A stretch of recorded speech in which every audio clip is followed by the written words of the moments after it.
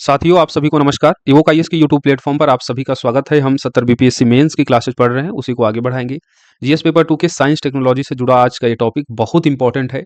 परमाणु ऊर्जा या नाभिकीय ऊर्जा, न्यूक्लियर एनर्जी। यहाँ से लगातार प्रश्न आपके एग्जाम में पूछे गए हैं।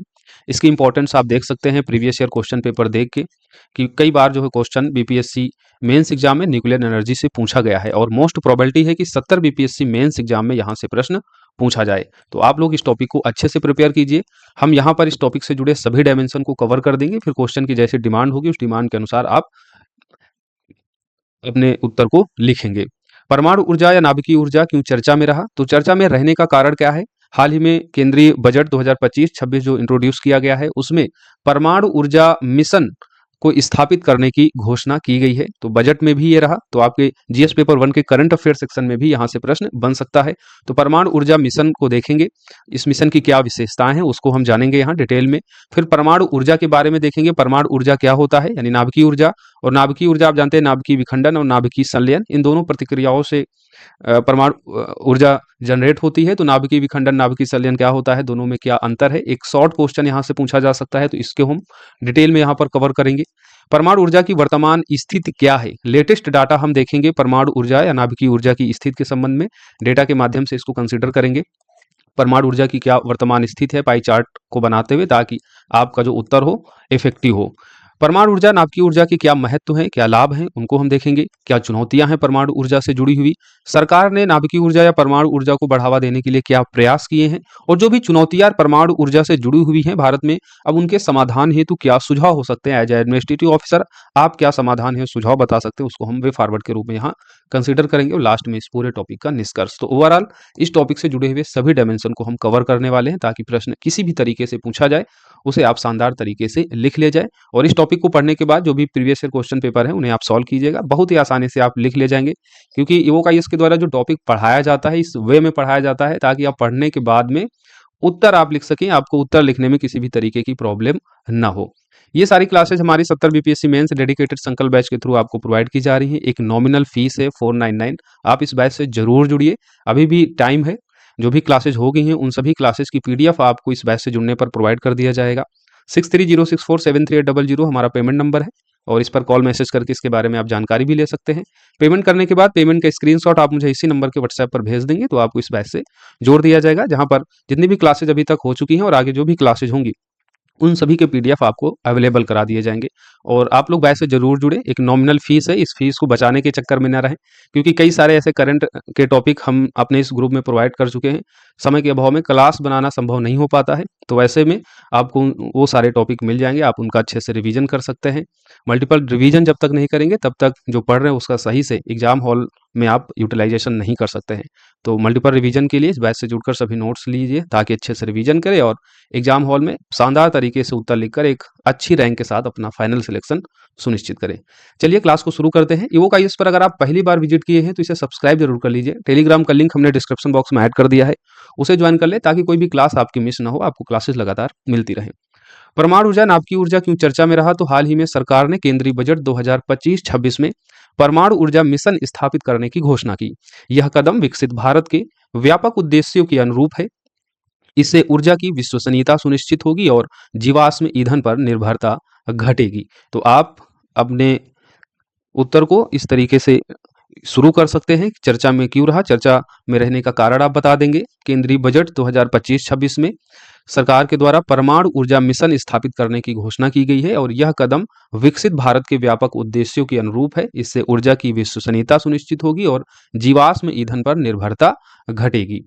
परमाणु ऊर्जा मिशन की क्या विशेषताएं होंगी, विशेषताओं को देख लेते हैं। तो पहला पॉइंट तो आप यही बता देंगे, 2047 तक सरकार का परमाणु ऊर्जा क्षमता लक्ष्य प्राप्त करने का जो टारगेट है वो है 100 गीगावाट। तो इस क्षमता को प्राप्त करना इस मिशन का प्राथमिक उद्देश्य है। परमाणु ऊर्जा विभाग के विजन डॉक्यूमेंट फॉर अमृत काल में 2047 तक परमाणु क्षमता को लगभग 100 गीगावाट तक पहुंचाने का लक्ष्य रखा गया है। मिशन का लक्ष्य इस क्षमता को हासिल करना है, और वर्तमान क्षमता कितनी है, तो लगभग 8 गीगावाट तक है। अभी जब हम आगे वर्तमान स्थिति देखेंगे तो दिसंबर 2025-24 तक का डाटा देखेंगे, तो इस दिसंबर 2024 तक के डाटा में आप जान पाएंगे कि जो वर्तमान क्षमता परमाणु ऊर्जा की है वो कितनी है, 8.18 गीगावाट, यानी टोटल नवीकरणीय ऊर्जा में 3.76% की इसकी हिस्सेदारी है। तो यहाँ पर हमने एक लगभग डाटा बता दिया है कि वर्तमान क्षमता कितनी है, 8 गीगावाट। चाहे तो आप एग्जैक्ट डाटा भी यहाँ पर बता सकते हैं, 8.18 गीगावाट दिसंबर 2024 तक नवीकरणीय ऊर्जा मंत्रालय के अनुसार। परमाणु ऊर्जा मिशन की जो अगली विशेषता है वो है स्मॉल मॉड्यूलर रिएक्टर्स पर फोकस करने की बात की गई इस मिशन में। स्वदेशी स्मॉल मॉड्यूलर रिएक्टर्स विकसित करने के लिए अनुसंधान एवं विकास हेतु 20,000 करोड़ रुपए का आवंटन इस मिशन के तहत किया जाएगा। साथ ही 2033 तक स्मॉल मॉड्यूलर रिएक्टर्स को चालू करने का लक्ष्य भी इस मिशन में तय किया गया है। अब ये स्मॉल मॉड्यूलर रिएक्टर्स क्या होता है, ये इंपॉर्टेंट है, एक शॉर्ट क्वेश्चन भी यहाँ से एग्जामिनर आपसे पूछ सकता है। तो स्मॉल मॉड्यूलर रिएक्टर्स के बारे में जान लेते हैं हम लोग। स्मॉल मॉड्यूलर रिएक्टर्स की बेसिक डेफिनेशन आपको बताना हो तो आप लिखेंगे, यह एक उन्नत परमाणु रिएक्टर्स होता है। इनकी प्रति यूनिट 300 मेगावाट इलेक्ट्रिक तक की विद्युत उत्पादन क्षमता होती है। यानी प्रति मॉड्यूलर रिएक्टर्स की अगर आप विद्युत उत्पादन करने की क्षमता देखेंगे तो कितनी होती है, 300 मेगावाट तक होती है। यह क्षमता परंपरागत परमाणु ऊर्जा रिएक्टर्स के लगभग 1/3 के बराबर होती है। यानी जो परंपरागत परमाणु ऊर्जा रिएक्टर्स हैं उनकी 1/3 परमाणु ऊर्जा उत्पादन करने की क्षमता इन स्मॉल मॉड्यूलर रिएक्टर्स में होती है। और ये कितनी होती है, लगभग प्रति यूनिट 300 मेगावाट। अब इनकी विशेषताओं को देख लेते हैं। विशेषताओं में एक तो मॉड्यूलर निर्माण से जुड़ी हुई विशेषता और दूसरा इंक्रीमेंटल डिप्लॉयमेंट से जुड़ा इसमें फीचर्स होता है। अब ये मॉड्यूलर निर्माण से संबंधित क्या विशेषता है, तो स्मॉल मॉड्यूलर रिएक्टर्स चूंकि ये छोटे होते हैं तो इनको हम फैक्ट्री में बनाकर बाद में जहां पर जरूरत है वहां पर इनको स्थापित किया जा सकता है। तो एसएमआर में जो एक इंपॉर्टेंट फीचर है वो आप ये बता देंगे, स्मॉल मॉड्यूलर रिएक्टर्स फैक्ट्री में बनाया जाता है और बाद में साइट पर इनको स्थापित किया जाता है। इससे क्या होता है, ऑन साइट कंस्ट्रक्शन की जरूरत नहीं होती है। दूसरा इसमें फीचर्स है कि इन्हें एकल या बहु मॉड्यूल के रूप में स्थापित किया जा सकता है। इससे ऊर्जा उत्पादन बढ़ती मांग के अनुसार बढ़ाया जा सकता है। तो एक दूसरा इंपॉर्टेंट फीचर्स ये है कि स्मॉल मॉड्यूलर रिएक्टर्स को आप बहु मॉडल के रूप में स्थापित कर सकते हैं। एकल मॉड्यूलर है तो इसकी 300 मेगावाट इलेक्ट्रिक उत्पादन क्षमता, इसको डुअल करेंगे तो ये क्षमता दोगुनी हो जाएगी, इसको तिबल करेंगे तो इसकी क्षमता और बढ़ जाएगी। तो यानी ऊर्जा उत्पादन बढ़ती मांग के अनुसार जो है इसको बढ़ाया भी जा सकता है। तो इसका दूसरा इंपॉर्टेंट फीचर्स आप ये बता देंगे। अब इसका लाभ क्या है, तो इसमें कम प्रारंभिक पूंजी निवेश की आवश्यकता होती है। जब हम परमाणु ऊर्जा के चैलेंजेस आपको बताएंगे तो वहां पर एक चैलेंज परंपरागत परमाणु ऊर्जा संयंत्रों को स्थापित करने में ये देखा जाता है कि प्रारंभिक पूंजी जो है इनकी उच्च होती है। लेकिन इस समस्या को सॉर्ट आउट करते हुए ये स्मॉल मॉड्यूलर रिएक्टर्स एक अच्छा विकल्प हो सकता है, क्योंकि इनको स्टैब्लिश करने के लिए प्रारंभिक पूंजी निवेश की जो आवश्यकता होती है वो कम होती है तुलनात्मक रूप से परंपरागत परमाणु ऊर्जा रिएक्टर्स को स्थापित करने की तुलना में। दूसरा इसका जो लाभ है वह परमाणु ऊर्जा को नवीकरणीय ऊर्जा सहित वैकल्पिक ऊर्जा स्रोत के साथ एकीकृत करने की संभावना भी ये प्रदान करता है। तो इसके दो ये लाभ भी आप बता सकते हैं। तो स्मॉल मॉड्यूलर रिएक्टर्स के बारे में अगर शॉर्ट क्वेश्चन पूछ लिया जाता है तो आप मिशन का जिक्र करते हुए बता देंगे कि 20,000 करोड़ रुपए का आवंटन किया गया है स्मॉल मॉड्यूलर रिएक्टर्स को स्वदेशी रूप से बनाने के लिए। तो उसके रिसर्च डेवलपमेंट के लिए 20,000 करोड़ का आवंटन किया गया है और 2033 तक इसे चालू करने का लक्ष्य भी रखा गया है। अब ये क्या होता है, इसकी बेसिक डेफिनेशन बता देंगे, इसके फीचर्स बता देंगे, इसके लाभ बता देंगे, राइट। अब हम आगे देखते हैं इस मिशन की जो अगली विशेषता है वो है निजी भागीदारी को बढ़ावा देने की बात इस मिशन में की गई है। इसके लिए निम्नलिखित प्रमुख कानूनों में संशोधन किए जाएंगे ताकि निजी भागीदारी को परमाणु ऊर्जा क्षेत्र में बढ़ावा मिल सके। तो इसमें संशोधन किया जाएगा परमाणु ऊर्जा अधिनियम 1962 में और दूसरा संशोधन किया जाएगा परमाणु क्षति के लिए सिविल दायित्व अधिनियम 2010 में। परमाणु ऊर्जा अधिनियम 1962 क्या कहता है, तो यह परमाणु ऊर्जा के विकास, नियंत्रण और उपयोग के लिए प्रावधान करता है। परमाणु क्षति के लिए सिविल दायित्व अधिनियम 2010, यह अधिनियम परमाणु दुर्घटना के लिए संचालकों को उत्तरदायी ठहराकर पीड़ितों के लिए शीघ्र मुआवजा सुनिश्चित करता है। तो इन दोनों अधिनियमों में संशोधन करके थोड़ा सा इसको लचीला बनाया जाएगा ताकि निजी भागीदारी को प्रोत्साहन मिल सके। ये तो हो गई परमाणु ऊर्जा मिशन की विशेषताएं, तो इसको आप अच्छे से देख लीजिए, प्रश्न बन सकता है। अब हम आगे देखते हैं परमाणु ऊर्जा के बारे में, परमाणु ऊर्जा क्या होता है, फिर नाभिकीय विखंडन, नाभिकीय संलयन में क्या अंतर है, इसको जानेंगे। परमाणु ऊर्जा परमाणु नाभिकीय नियंत्रित प्रतिक्रियाओं, अब इन नियंत्रित प्रक्रियाओं में एक नाभिकीय विखंडन होता है और दूसरा होता है नाभिकीय संलयन। नाभिकीय विखंडन और नाभिकीय संलयन के माध्यम से उत्पन्न जो ऊर्जा होती है वो बेसिकली परमाणु ऊर्जा के अंतर्गत कंसीडर की जाती है, जिससे अत्यधिक मात्रा में बिजली पैदा होती है। इस तरीके से आप एक चार्ट बनाकर एग्जामिनर को बता सकते हैं परमाणु ऊर्जा का जो उपयोग होगा उससे क्या किया जाएगा, पानी को भाप बनाने में यूज किया जाएगा और फिर भाप का उपयोग टरबाइन को घुमाने के लिए किया जाएगा। जब टरबाइन घूमेगी तो उससे बिजली पैदा होगी। अब नाभिकीय विखंडन और नाभिकीय संलयन को देख लेते हैं क्या होता है और इसमें क्या बेसिक डिफरेंट है। नाभिकीय विखंडन के तहत क्या होता है, जो नाभिक होता है वो छोटे छोटे कणों में विखंडित होता है, जैसे इसके नाम से ही आपको पता चल रहा होगा। नाभिकीय विखंडन के तहत नाभिक छोटे छोटे कणों में विखंडित होते हैं और इसके परिणाम स्वरूप अत्यधिक मात्रा में ऊर्जा उत्पन्न होती है।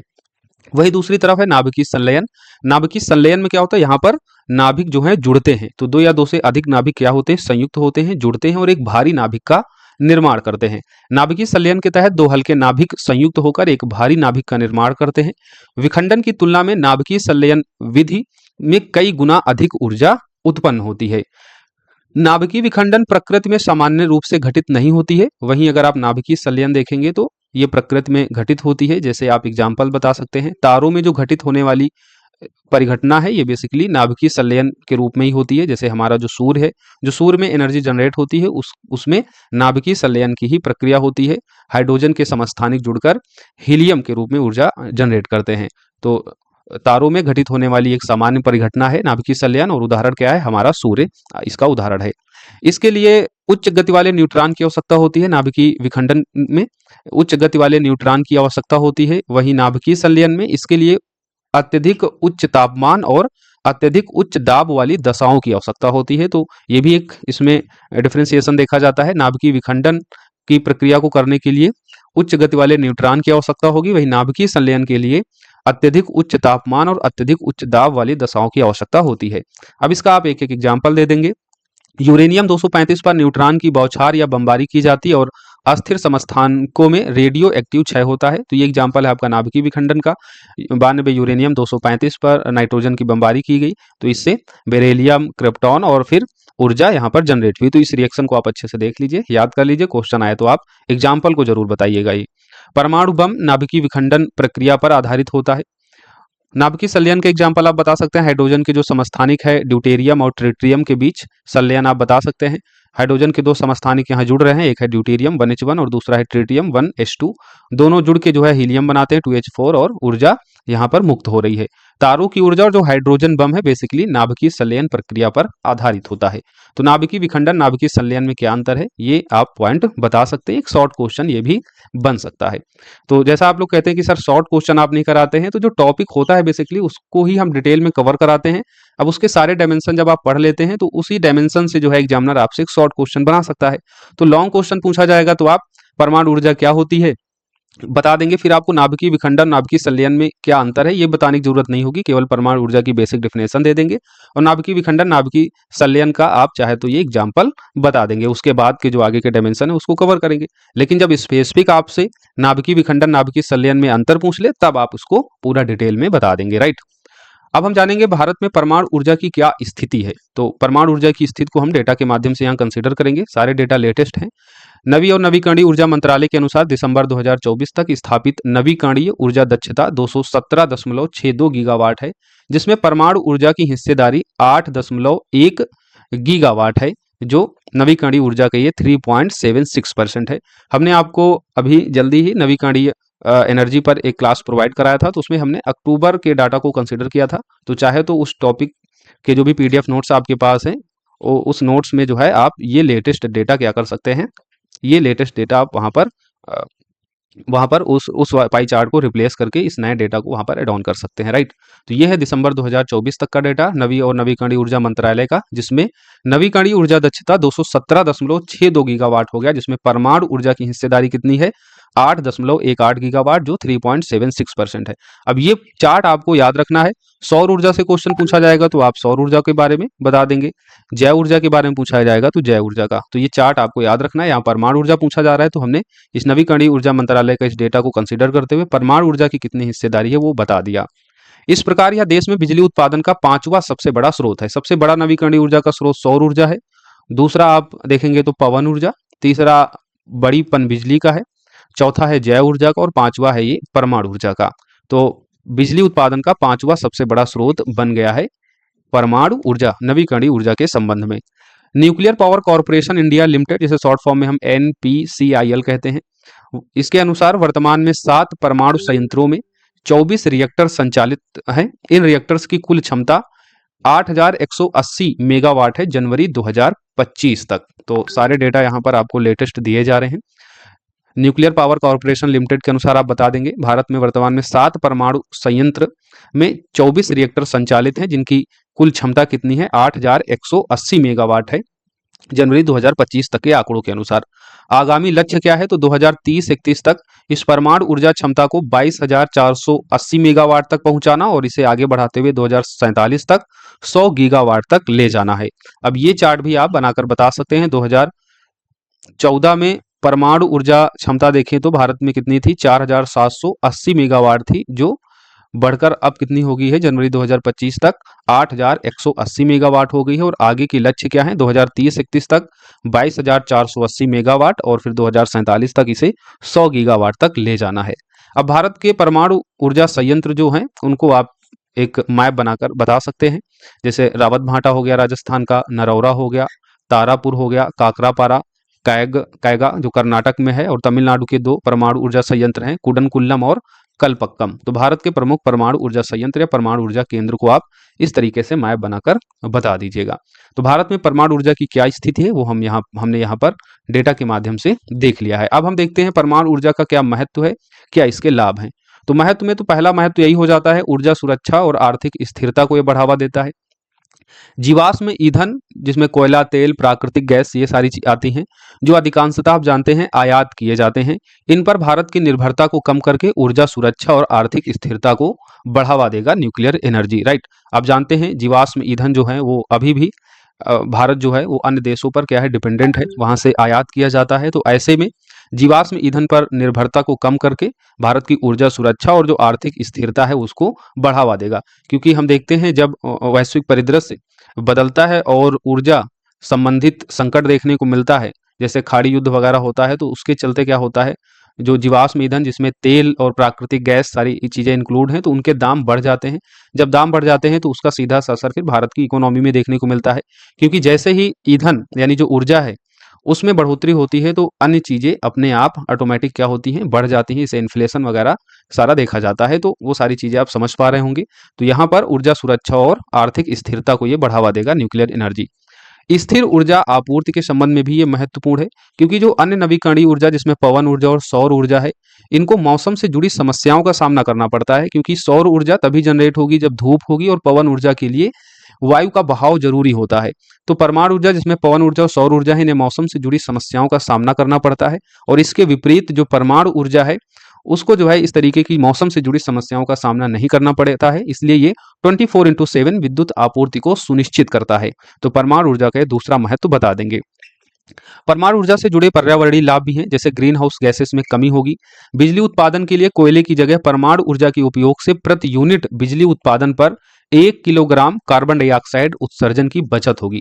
तो केवल ग्रीन हाउस गैस में कमी होगी इतना लिखेंगे तो एग्जामिनर उतना मार्क्स नहीं देगा। अब इस डाटा को जैसे ही आप लिखते हैं वैसे ही आपके जो मार्क्स हैं वो बढ़ जाते हैं। तो आप लोग ये जरूर बताइएगा, बिजली उत्पादन के लिए कोयले की जगह परमाणु ऊर्जा के उपयोग से प्रति यूनिट बिजली उत्पादन पर 1 किलोग्राम CO2 उत्सर्जन की बचत होगी। दूसरा, पारिस्थितिकी क्षति में भी कमी आएगी। पवन और सौर ऊर्जा जिन क्षेत्रों में स्थापित किए जाते हैं वहां वे पारिस्थितिकी क्षति का कारण बन सकता है। एक तो पवन और सौर ऊर्जा संयंत्रों को स्थापित करने के लिए भूमि की जो आवश्यकता होती है वो बहुत अधिक होती है। ऐसे में जब उस भूमि पर इस तरीके के संयंत्र स्थापित किए जाते हैं तो वहां का जो पारिस्थितिकी तंत्र होता है वो डैमेज होता है। और उसके अलावा अभी एक अध्ययन से पता चला है कि अमेरिका में पवन टरबाइनों से टकराकर प्रतिवर्ष 5 लाख पक्षी मारे जाते हैं लगभग। तो पवन टरबाइन आप जानते हो चलते हैं, उनसे टकराकर पक्षी जो है मर जाते हैं, तो उससे भी पारिस्थितिकी क्षति होती है। तो परमाणु ऊर्जा संयंत्र ग्रीन हाउस गैसेज में कमी और पर्यावरणीय क्षति में कमी को ये दिखाता है। पर्यावरणीय ये लाभ आप बता सकते हैं। अगला लाभ है कम भूमि का उपयोग इसमें होता है। अमेरिका में किए गए एक अध्ययन के मुताबिक 1000 मेगावाट क्षमता के परमाणु संयंत्र को इतनी ही क्षमता के सौर ऊर्जा संयंत्र की तुलना में 75 गुना कम भूमि की आवश्यकता होगी। यानी अगर 1000 मेगावाट बिजली का उत्पादन करना है और उसके लिए अगर भूमि चाहिए तो परमाणु ऊर्जा संयंत्र को सौर ऊर्जा की तुलना में 1000 मेगावाट विद्युत उत्पादन करने के लिए 75 गुना कम भूमि की आवश्यकता होगी। तो एक आप ये भी लाभ बता सकते हैं। अधिक ऊर्जा दक्षता होती है। फॉर एग्जाम्पल, यूरेनियम के एक परमाणु के विखंडन से जो ऊर्जा मुक्त होती है वह कोयले के किसी कार्बन परमाणु के दहन से उत्पन्न ऊर्जा की तुलना में 1 करोड़ गुना अधिक होती है। तो परमाणु ऊर्जा में आप जानते हैं अत्यधिक ऊर्जा जो है मुक्त होती है, और उसका आप एग्जाम्पल बता सकते हैं कि किसी कार्बन परमाणु के दहन से उत्पन्न ऊर्जा की तुलना में यूरेनियम के एक परमाणु के विखंडन से जो ऊर्जा मुक्त होती है वो 1 करोड़ गुना अधिक होती है। सतत विकास को बढ़ावा देने में भी इसकी भूमिका होगी। यह देश को सभी के लिए सस्ती, विश्वसनीय, टिकाऊ और आधुनिक ऊर्जा तक पहुंच सुनिश्चित करना को प्राप्त करने में मदद करता है, और ये SDG 7 टारगेट को ये प्राप्त करने में मदद करेगा। अब आपको जितने 17 लक्ष्य हैं ये सभी याद होने चाहिए, बहुत इंपॉर्टेंट है। इन 17 लक्ष्यों का उपयोग आप किसी न किसी क्वेश्चन में जरूर कर पाएंगे। तो SDG 7 जिसमें कहा गया है कि सस्ती, विश्वसनीय, टिकाऊ और आधुनिक ऊर्जा को सुनिश्चित करना, और इस सुनिश्चितता को, इस टारगेट को अचीव करने में परमाणु ऊर्जा एक इंपॉर्टेंट रोल प्ले कर सकता है। उसके अलावा भी कुछ अन्य लाभ हैं, जैसे भारत को 2070 तक नेट जीरो की लक्ष्य को प्राप्त करने में ये महत्वपूर्ण होगा। तेजी से बढ़ती अर्थव्यवस्था और बढ़ती जनसंख्या की ऊर्जा की बढ़ती मांग को पूरा करने में भी परमाणु ऊर्जा का महत्व होगा। उसके अलावा परमाणु प्रौद्योगिकी लगातार आप देख रहे हैं बढ़ रही है, वैसे में इसके शांतिपूर्ण उपयोग को बढ़ावा देने हेतु वैश्विक परिदृश्य में एक मजबूत असैन्य परमाणु क्षेत्रक आवश्यक होता है, क्योंकि अगर परमाणु प्रौद्योगिकियों का उपयोग हम युद्ध क्षेत्रक में फिर करेंगे तो फिर आप इसका नेगेटिव इम्पैक्ट पाएंगे। वहीं अगर न्यूक्लियर एनर्जी में करेंगे, असैन्य परमाणु क्षेत्रक में करेंगे, तो इससे जुड़े सभी लाभों को हम प्राप्त कर सकेंगे। तो वैसे में परमाणु प्रौद्योगिकी जब लगातार बढ़ रही है तो इसके शांतिपूर्ण उपयोग को बढ़ावा देने हेतु वैश्विक परिदृश्य में एक मजबूत असैन्य परमाणु क्षेत्रक आवश्यक है। तो परमाणु ऊर्जा के ये सभी महत्व हो गए। हमने एक एक करके पॉइंटर फॉर्मेट में विद एग्जाम्पल, डेटा, फैक्ट के माध्यम से सभी बातों को प्रूव करते हुए उस पर तर्क देते हुए बताया, ताकि एग्जामिनर आपको ज्यादा से ज्यादा मार्क्स दे। अब हम आगे बढ़ते हैं, परमाणु ऊर्जा संयंत्र से जुड़ी क्या चुनौतियां, क्या मुद्दे हैं। तो चुनौतियों में आप सबसे पहला मुद्दा बता देंगे सुरक्षा संबंधी चिंता। अब सुरक्षा संबंधी चिंता आप केवल इतना बताएंगे तो बात पूरी नहीं होती है, इसके लिए आपको एग्जाम्पल देना पड़ेगा। तो चेरनोबिल की घटना आप देखेंगे 1986 में होती है, और अभी एक लेटेस्ट घटना हुई थी फुकुशिमा दाइची नाम की दुर्घटना जो जानी जाती है, जो हुई थी 2011 में। तो ये दो महत्वपूर्ण आप एग्जाम्पल देंगे सुरक्षा संबंधी चिंताओं में। चेरनोबिल 1986 और फुकुशिमा दाइची नाभिकीय दुर्घटना 2011 ने ये साफ कर दिया कि नाभिकीय ऊर्जा संयंत्र के विफल होने पर भारी क्षति पहुंच सकती है। अब अगर इस तरीके के नाभिकीय संयंत्र विफल होते हैं तो उसका मानव और पर्यावरण दोनों पर प्रतिकूल प्रभाव पड़ता है। तो अगली जो चुनौती, अगली मुद्दा आप बताएंगे वो क्या बताएंगे, मानव और परमाणु पर प्रतिकूल प्रभाव। नाभिकीय ऊर्जा के दौरान उत्पन्न रेडिएशन कण, जिसमें अल्फा, बीटा, गामा, न्यूट्रॉन कण होते हैं, मानव और पर्यावरण पर प्रतिकूल प्रभाव ये डालते हैं। मानव पर क्या प्रभाव पड़ता है, तो नाभिकीय विकिरण, जो ऊतक होते हैं, जो टिश्यू होते हैं शरीर के, और या अन्य अंग जो होते हैं, उनको क्षति पहुंचाकर उनकी कार्य प्रणाली में बाधा उत्पन्न करते हैं। और देखा जाता है कि आनुवांशिक गुणों पर भी व्यापक प्रतिकूल प्रभाव देखा जाता है। अब जापान के हिरोशिमा नागासाकी में जो परमाणु बम गिराए गए थे उसका प्रभाव हमें आज भी देखने को मिलता है। तो नाभिकीय विकिरण ऊतकों और अंगों को क्षति पहुंचाकर उनकी कार्य प्रणाली में बाधा उत्पन्न करता है, और आनुवांशिक गुणों पर भी व्यापक प्रतिकूल प्रभाव इनका देखा जाता है। पर्यावरण पर प्रतिकूल प्रभाव देखने को मिलता है। हरे जो पौधे होते हैं, बेसिकली जो नाभिकीय विकिरण, जिसमें गामा विकिरण भी होती है, गामा विकिरण के प्रति हरे पौधे अत्यधिक संवेदनशील होते हैं। विकिरण का जलीय परितंत्र और मृदा पर भी प्रतिकूल प्रभाव पड़ता है। तो मानव और पर्यावरण पर भी इसका प्रतिकूल प्रभाव आप बता सकते हैं। नाभिकीय दुर्घटना की स्थिति में रेडियो एक्टिव पदार्थ व्यापक क्षेत्र में फैल जाते हैं। ऐसे प्रदूषित क्षेत्र मनुष्य के रहने योग्य नहीं रहते हैं। यानी नाभिकीय संयंत्र जब विफल होता है, जैसे चेरनोबिल और फुकुशिमा दाइची नाभिकीय दुर्घटना हुई, तो ऐसी घटनाएं जब होती हैं तो जो रेडियो एक्टिव पदार्थ होते हैं वो बहुत व्यापक क्षेत्र में फैल जाते हैं, और ऐसे प्रदूषित क्षेत्र फिर मनुष्य के रहने योग्य नहीं रहता है। एक तो वहाँ का इन्वायरमेंट तो डैमेज ही होता है, और दूसरा मनुष्य के रहने योग्य भी वो क्षेत्र नहीं रह जाते हैं। अब आप एग्जाम्पल दे देंगे जादूगोड़ा, आप जानते हैं यूरेनियम की जहाँ खान है झारखंड में, वर्तमान में इसको देख सकते हैं।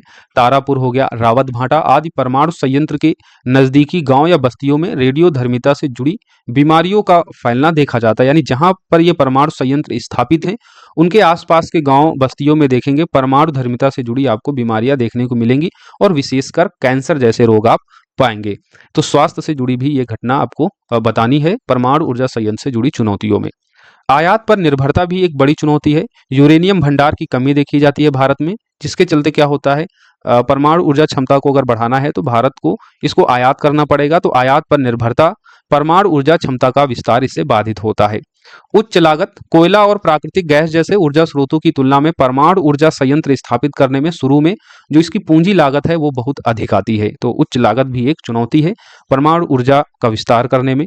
रेडियोधर्मी अपशिष्ट का दीर्घकालिक भंडारण और निपटान एक जटिल समस्या है। भूमि अधिग्रहण से जुड़ी चुनौतियां भी आपको देखने को मिलेंगी। परमाणु ऊर्जा संयंत्र को विकसित करने के लिए जरूरी भूमि का अधिग्रहण करने की सरकारी योजनाओं का विरोध तथा स्थानीय स्तर पर धरना प्रदर्शन होता है, क्योंकि ये घटनाएं जो परमाणु संयंत्र की विफलता से जुड़ी हुई ये घटनाएं, इन घटनाओं के चलते जो स्थानीय लोग हैं वो परमाणु ऊर्जा संयंत्र को स्थापित करने की इजाजत नहीं देते हैं, क्योंकि ये संयंत्र जहां पर होते हैं वहां पर हमने देखा कि किस तरीके से कैंसर जैसी बीमारियां फैलती हैं। और एक इसका और आप बता देंगे कि जो परमाणु ऊर्जा संयंत्र होते हैं इनको ठंडा करने के लिए बहुत अधिक पानी की आवश्यकता पड़ती है, और ये पानी जो है प्रदूषित हो जाता है, और प्रदूषित होकर जब इन आसपास के क्षेत्रों में फैलता है तो उससे भी बीमारियां फैलती हैं। और इसी के चलते देखा गया कि गुजरात के मीठली वर्दी में जो एक प्रस्तावित नाभिकीय रिएक्टर था उसको जो है सरकार के द्वारा वापस ले लिया गया था स्थानीय स्तर पर धरना प्रदर्शन होने के कारण। तो आप ये एग्जाम्पल भी बता देंगे। भारत परमाणु ऊर्जा तकनीकी मामले में अभी भी विदेशों पर निर्भर है। भारत वर्तमान में परमाणु वैज्ञानिकों और इंजीनियरों की कमी का सामना कर रहा है।